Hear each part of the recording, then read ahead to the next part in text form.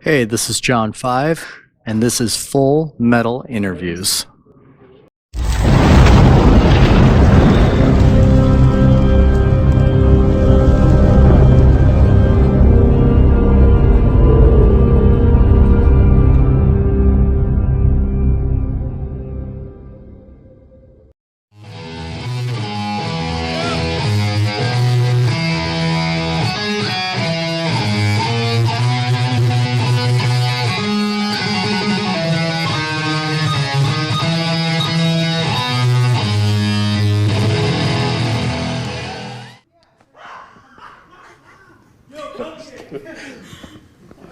Hey guys, I'm your host Rand Richards, and today we've got John 5. John, how's your day going, man?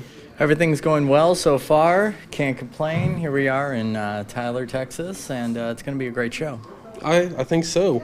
The weather's been it's Texas, so Yeah. I heard that you had snow. You hit snow the other day? I think we were leaving. We were in like Lubbock or something, or going to Lubbock or something like that. But it was insane. So but it's all right. We'll truck through it. It's a crazy place. Yeah, I love it.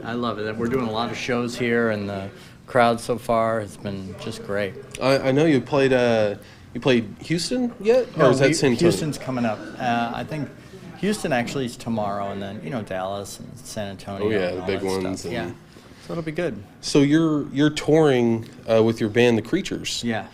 How long has The Creatures been a band? Well, let's see. I started doing the record, Careful With That Axe, let's see, a little while ago, I guess like 7-8 months ago, and at my friend Roger Carter's studio, the Doghouse Studios, and he played drums on it. Mm-hmm. So it's, Roger's played on a lot of my stuff already. So it worked out great, and then we just said, hey, let's take this on the road, and here we are with the Creatures, and Ian Ross is on bass. Yeah. So it's going great so far. Well, I've listened to Careful With That Axe, and if out of your albums, I that's probably my favorite so far. What was the inspiration behind that? I just wanted to make a really live sounding record, no overdubs, just kind of just playing and make it sound completely live, like we're in a room just rocking it out. Yeah. And that's what inspired me to take it on the road, because it is such a live sounding record, and it is my favorite record as well.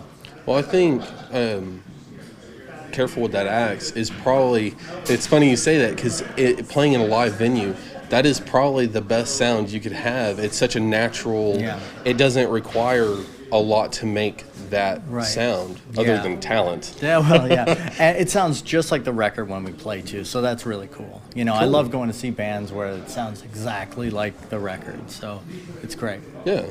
So also, you released at the beginning of the year John 5 Limeade. Yes, that's right. How did that come about? That's an interesting thing to release. That is. My friend Mark Friedman had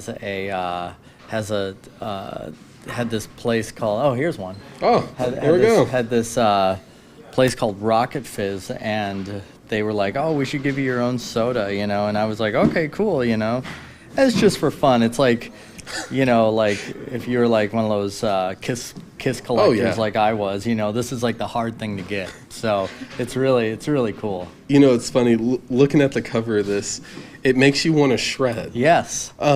If I drank a limeade, I would hope that it would make me want to shred. Oh, it does. Absolutely. It will. And also, it looks like a radiator fluid. Yes. That's tastes good. Yeah. No, it is. The radiator fluid tastes like limeade, so that's what we marketed. So it's great, and it will make you want to shred. That's amazing. Yeah, you won't overheat. So I don't know if a lot of the viewers know, but you did the scoring for Lords of Salem, right? Yes, that's right, and that was a lot of work. Yeah, it was a lot of work, but I love challenges and I love movies, so it was great to just do that. I used to do that back in the day and do some sessions for like Baywatch and all these other things that I've scored. So I was familiar with it, but I've never done a full-length film. and there's so much music in that movie, so it was. I'm sure that was great. incredibly complicated. Yeah, it was really rewarding at the end, and Zombie was incredible because he would help out so much. You know, he would just be like, do this, do that, do this, and all I had to do is listen to what he said. And then it turned out great. Yeah. So, and that's, I think, the most important thing is just listen to what the director is saying, and then you'll be fine. Yeah, and not just that, but the fact that Zombie on a personal level. I mean, not only just being in Rob Zombie, but actually friends. I'm sure that his image was conveyed through you really, really well.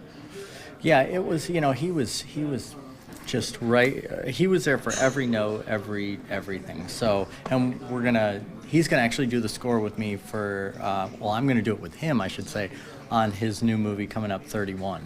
I've read a lot, and I've seen the artwork for 31. Yeah. That looks amazing. I know. I'm really psyched. Also, it's crowdfunded, right? I think so. So yes, the people, the fans are actually going to make that movie happen. Yeah, it's that's such a cool concept. It's such a great concept. I mean, and it's going to be a great movie. I'm so excited to start working on it and see it and everything. I'm really excited about it. Yeah. Well, so in Full Metal interviews, usually I have a couple of fan questions for you. Sure. Let's see. Let's get these real quick. So the first fan question is, let's see. It's by a fan named Garcia. Garcia asks, excluding any bands or projects you're currently working with, who has been your favorite person to work with or perform with, and why? Well, of course, I say this, and it is the absolute truth. I know what Garcia said, but, by far it's Rob Zombie. It's like, it's the greatest. He's just such a great person, and, 6 months has turned into 10 years. So that's amazing. So it's incredible. Your history is kind of an amazing one. You took off to California when you were 17? Just turning something 18, like that? And playing with David Lee Roth band? I mean, some of the most amazing guitarists have played with that. Steve Vai, Jason Becker. Yeah, Eddie Van Halen. Of course, Eddie Van Halen. Yeah. That's just amazing. Yeah, so it's great. I wouldn't have dreamt all of these things that have happened. I wouldn't even have believed it. So I'm very fortunate and very, very lucky. Yeah, of course. So Keith W. asked, have you ever had to use the restroom really bad while performing, and what happened? All the time. I mean, maybe even tonight, yeah.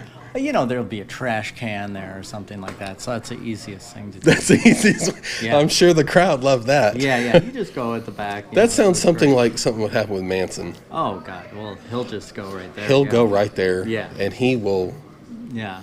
He sure will. So, that happens to me all the time, sure. Gosh, all right, and this one is by a guy named Jeff Nips, but it kind of reflects something that I wanted to ask you. Telecaster came out in 1950? 1950, that's right. And Stratocaster came out in 1954? 54. Yes, 54 or 52. 52. That's 52. Right, 52. So many people. Or 54. I think 54. I think it was 54. I think I'm not going to disagree with you. I know Telecasters. I am not. I know you know Telecasters. Yeah, I No know one knows a Telecaster like you. Yeah. What is it about the Telecaster that just... I mean, everyone... so many people went to the Stratocaster. The Gibson SGs, the Black Beauties, so many. And I don't see a lot of guys using the Telecaster. And what is it about that struck you the way it did? I think what it is, it's from my childhood growing up. It's the show Hee Haw, and I love Hee Haw, and they all played those Telecasters. Yeah. And I thought, wow, that's I want to play electric guitar, and I didn't think there was any other shapes or anything. I thought they were all just... Thank you, Harley Riders. Thank you. I thought they were all shaped like Telecasters. I didn't know there were any other shapes. And I think that is one of the main reasons why I play Telecasters, and but that show has a lot of influence. It really impacted you as young. I mean, that's what you saw. Yeah, and that's the same as the women on the show with the big jugs and stuff. That's you just can't help it. I can't help it. You cannot help it. No. So that show had a lot of effect on me. Of course. One last question. Did you ever think the Telecaster was designed for how well you play it? Well, it's a tough guitar to play. It's a working man's guitar, so it's just comfortable to me, and I love all the things it can do. So it's great. It's my it's your heart and soul in that. Yeah, it's my blanket, if you will. Well, John, I know you got to get going. Guys, for everything John 5 related, please check out John5.com. And John, thank you for being on Full Metal Interviews. Thank you. All right.